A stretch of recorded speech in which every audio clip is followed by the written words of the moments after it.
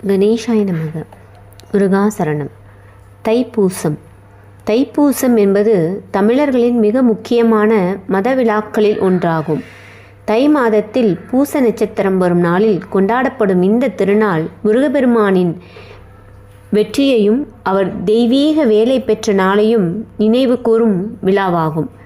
இந்து சமயத்தில் குறிப்பாக தமிழ் மக்களிடையே இந்த நாள் மிகுந்த பக்தியுடனும் உற்சாகத்துடனும் கொண்டாடப்படுகிறது. இதன் புராண கதை. தேவலோகத்தை சூரபத்மன் என்னும் அரசன் அசுரன் ஆட்சி செய்து தேவர்களை கொடுமைப்படுத்தி கொண்டிருந்தான். தேவர்கள் அனைவரும் சிவபெருமானிடம் சென்று முறையிட்டனர். அப்போது சிவபெருமானும் பார்வதி தேவியும் இணைந்து 6 முகங்களை கொண்ட முருகப்பெருமானை உருவாக்கினார்கள். தைப்பூச நாளில் தாயாகிய பார்வதி தேவி தன் புதல்வன் முருகனுக்கு சக்தி வேலை தெய்வீக ஈட்டி சக்தி வேலை வழங்கினாள்.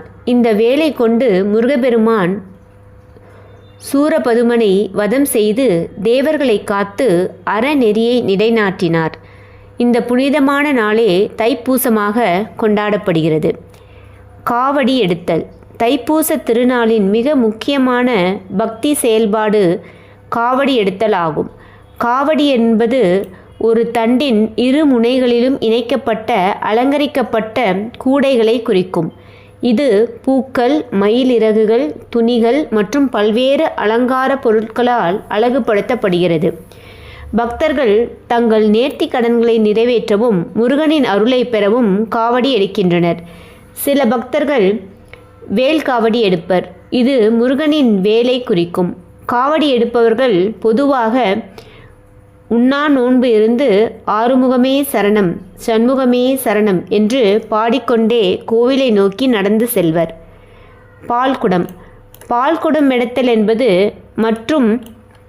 மற்றுமொரு பிரபலமான பக்தி செயலாகும். பக்தர்கள் பாலால் நிரப்பப்பட்ட பானைகளை தங்கள் தலையில் சுமந்து கொண்டு கோவிலுக்கு செல்வர். இந்த பால் முருகனுக்கு அபிஷேகம் செய்ய பயன்படுத்தப்படுகிறது. பால் தூய்மையையும் சுத்தமான பக்தியும் குறிக்கிறது. பால்குடம் சுமப்பவர்கள் பொதுவாக வெறுங்காலுடன் நோன்புடன் முழு மன ஒருமைப்பாட்டுடன் இந்த நேர்த்திக்கடனை நிறைவேற்றுகின்றனர். தைப்பூசம் வெறும் கொண்டாட்டம் மட்டுமல்ல, ஆழமான ஆன்மீக முக்கியத்துவம் கொண்டது. இது தீமைக்கு எதிரான நன்மையின் வெற்றியை குறிக்கிறது. முருகன் பெற்ற வேல் ஞானத்தையும் தெய்வீக சக்தியும் குறிக்கிறது. காவடி எடுப்பது என்பது நமது சுமைகளை இறைவனிடம் ஒப்படைப்பதன் அடையாளமாகும். நன்றி.